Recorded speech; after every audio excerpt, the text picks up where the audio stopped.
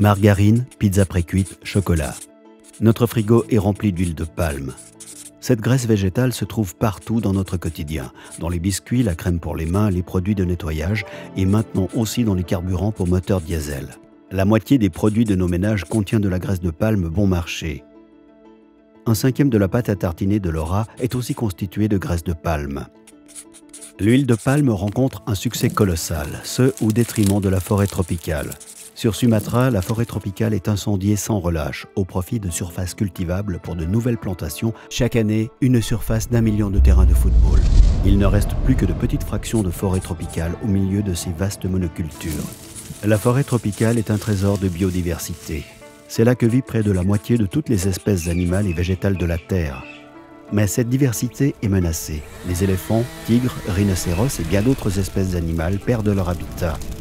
C'est aussi le cas de l'orang-outan de Sumatra. Devenus sans territoire, ils meurent de faim, brûlent ou se font tuer. Les jeunes animaux qui survivent à la mort de leur mère se font enlever et sont vendus pour beaucoup d'argent sur le marché noir. Ils sont détenus illégalement comme animaux domestiques dans de petites cages dans des conditions déplorables. Beaucoup meurent de la malnutrition et de l'isolement. Mais certains ont de la chance et sont signalés. L'Agence nationale de protection de la nature saisit ensuite l'orang-outan détenu en captivité et l'amène le plus vite possible dans le centre d'accueil et de soins du programme de protection des orang-outans.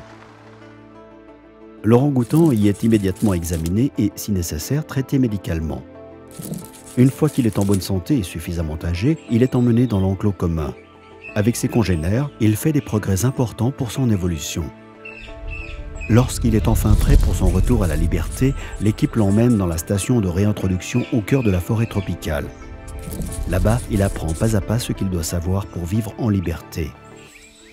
Sous la surveillance de l'équipe, l'orang-outan rencontre de grands singes déjà remis en liberté et passe toujours plus de temps dans la forêt tropicale jusqu'à ce qu'un jour, ils ne reviennent plus dans la station. Pour garantir la survie des orang-outans à long terme, notre engagement va encore plus loin. Nous étudions les comportements des orang-outans et leur habitat. Nous collectons des données scientifiques et des éléments de preuve de transgression de loi. Avec nos partenaires, nous traduisons en justice des producteurs d'huile de palme criminels. Nous informons et sensibilisons. Laura fait maintenant attention à ce qu'elle achète, parce que ce qui se passe sur Sumatra nous concerne tous. Ouvrez l'œil et renoncez aux produits qui contiennent de l'huile de palme. Nous avons tous besoin de la forêt tropicale. Mais la forêt tropicale a besoin de vous. C'est maintenant à vous d'agir.